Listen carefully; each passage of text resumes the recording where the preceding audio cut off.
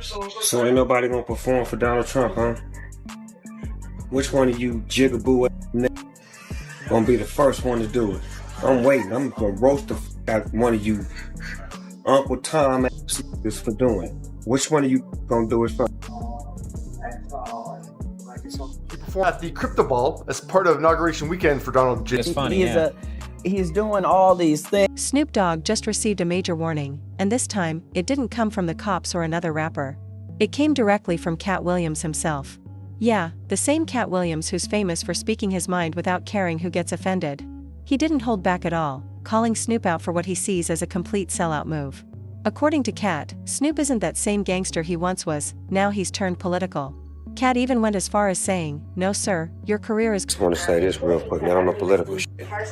All you people for the federal government that not getting paid right now, ain't no fucking way in the world y'all can vote for Donald Trump when he come back up again. If y'all do vote for him, y'all some stupid motherfuckers. Was inaugurated as the 47th president of the United States of America. Snoop Dogg performed at the Crypto Ball. Now, Snoop Dogg, he got the backlash because people are like, wait, this isn't the same Snoop from 2016 who had so much to say about the artist performing. Your career down the road. People might not want to book you in Texas or Arizona or California. Wouldn't that be fantastic? Going downhill. Katt Williams wasn't just tossing out random words, he was dead serious. He warned that soon Snoop might not even get booked in states like Texas, Arizona, or California. And when Katt talks like that, it's never for fame or clout. It's because he truly feels something's about to happen right now. Katt believes Snoop Dogg is walking a dangerous path, one where loyalty, power, and truth don't move in the same direction. Let's be honest, Katt's been on a mission lately, calling out the entertainment industry name by name, exposing what he considers the fake side of Hollywood.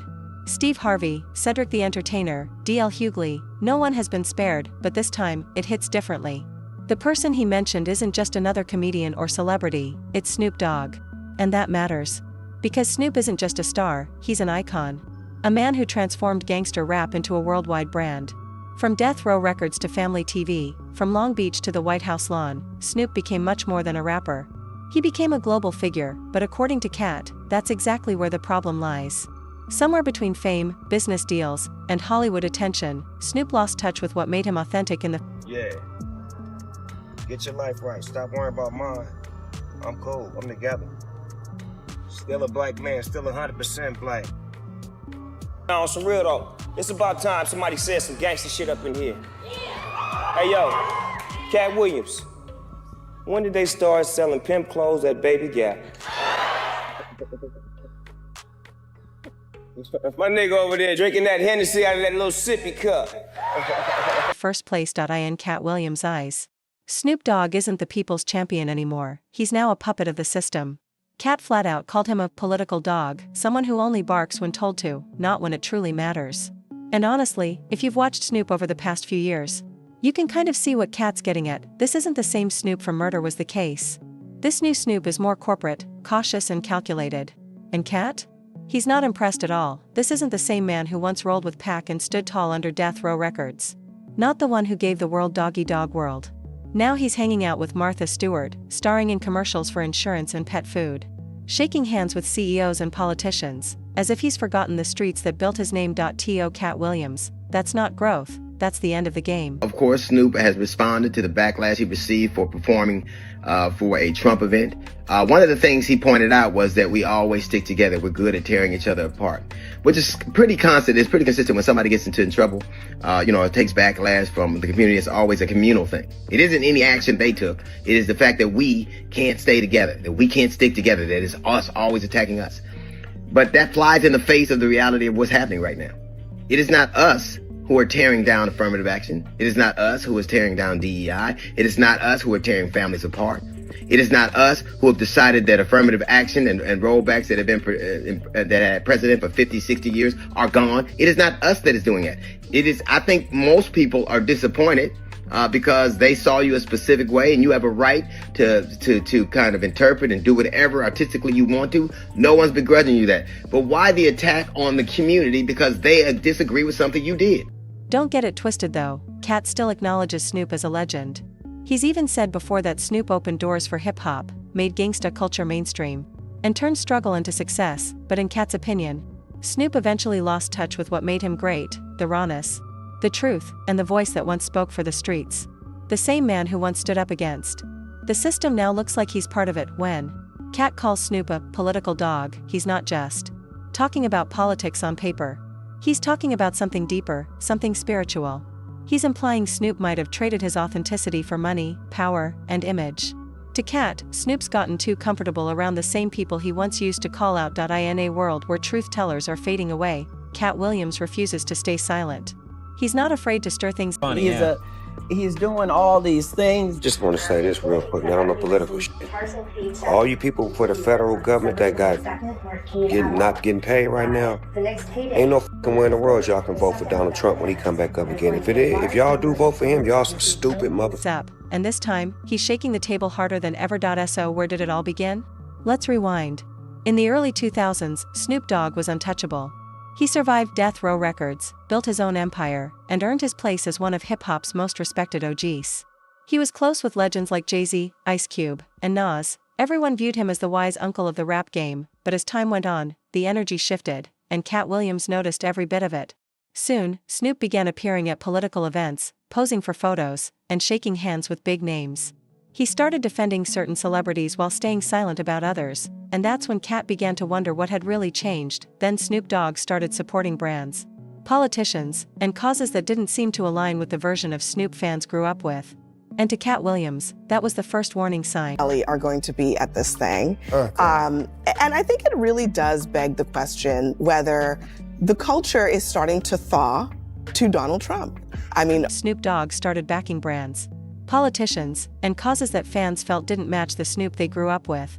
And to Katt Williams, that was the first red flag. He's always said, when they can't control you, they cancel you.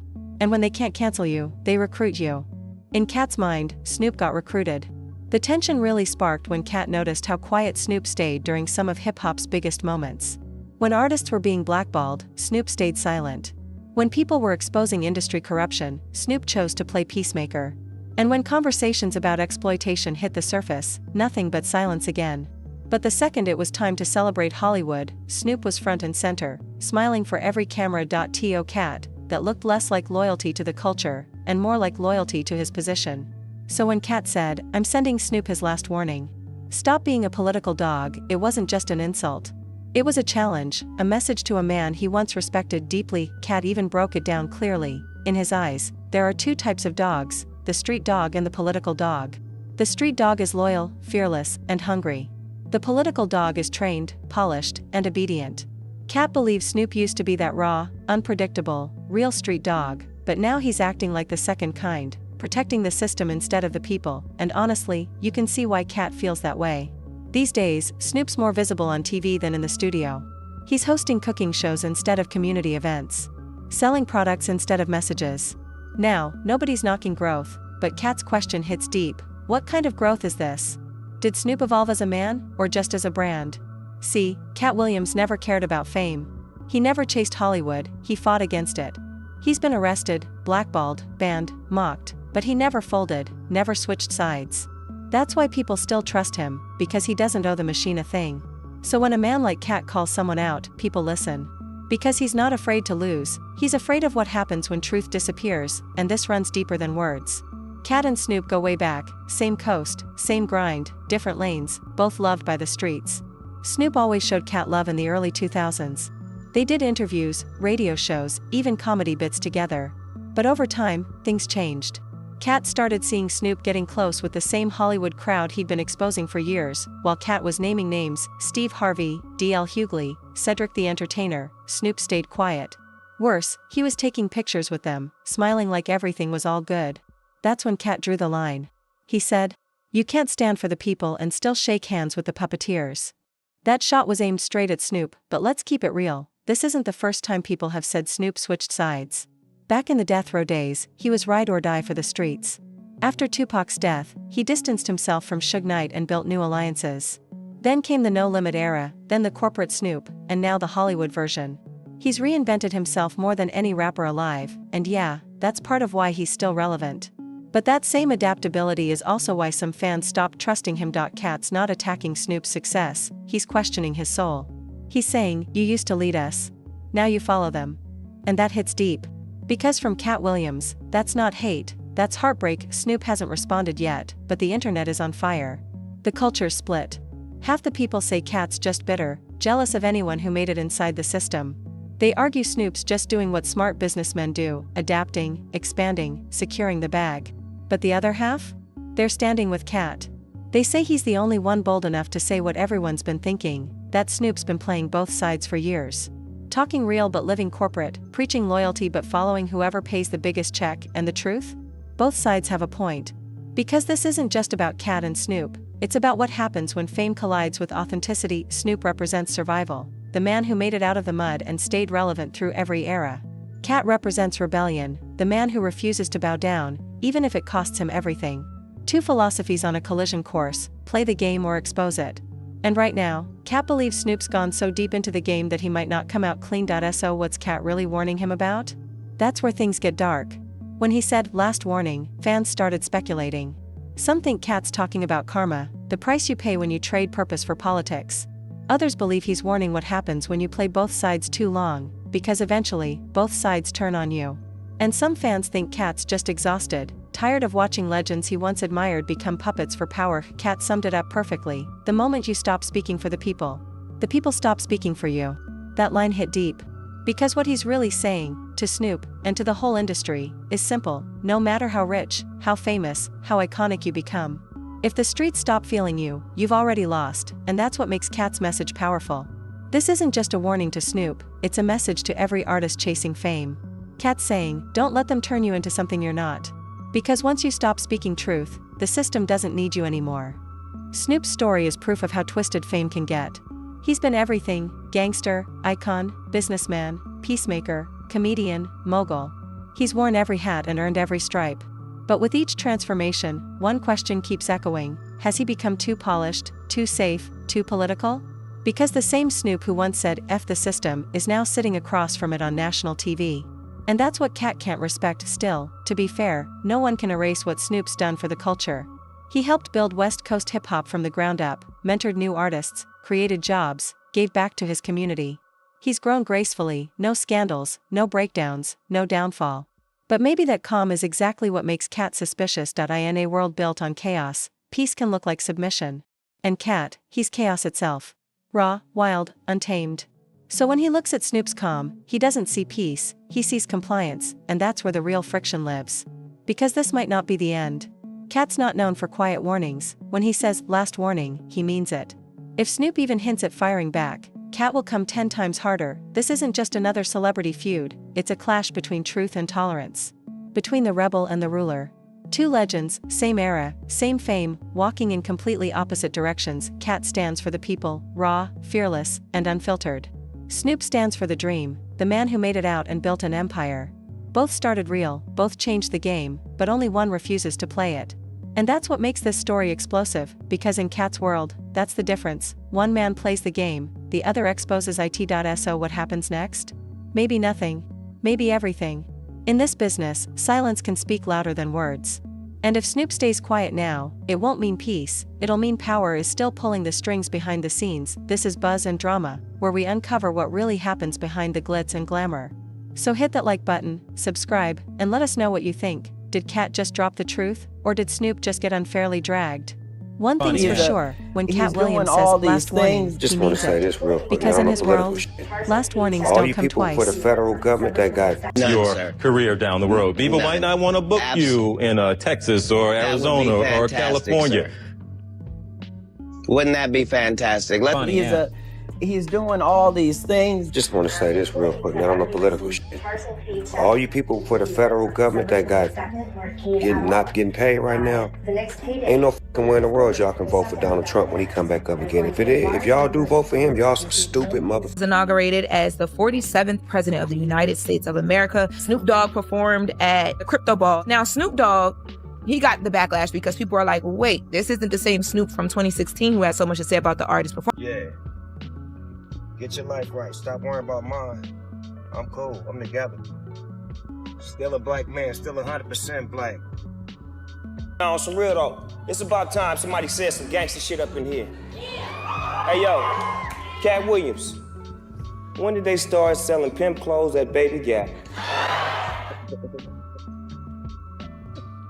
My nigga over there drinking that Hennessy out of that little sippy cup. Of course, Snoop has responded to the backlash he received for performing for a Trump event. One of the things he pointed out was that we always stick together. We're good at tearing each other apart, which is pretty constant. It's pretty consistent when somebody gets into trouble. It takes backlash from the community. It's always a communal thing. It isn't any action they took. It is the fact that we can't stay together, that we can't stick together, that it's us always attacking us. But that flies in the face of the reality of what's happening right now. It is not us who are tearing down affirmative action. It is not us who is tearing down DEI. It is not us who are tearing families apart. It is not us who have decided that affirmative action and rollbacks that have been that had precedent for 50, 60 years are gone. It is not us that is doing that. It is, I think most people are disappointed because they saw you a specific way, and you have a right to kind of interpret and do whatever artistically you want to. No one's begrudging you that. But why the attack on the community because they disagree with something you did? It's funny. He's doing all these things. Just want to say this real quick, not on the political shit. All you people for the federal government that got not getting paid right now, ain't no fucking way in the world y'all can vote for Donald Trump when he come back up again. If y'all do vote for him, y'all some stupid motherfuckers. Are going to be at this thing. And I think it really does beg the question whether the culture is starting to thaw to Donald Trump. I mean,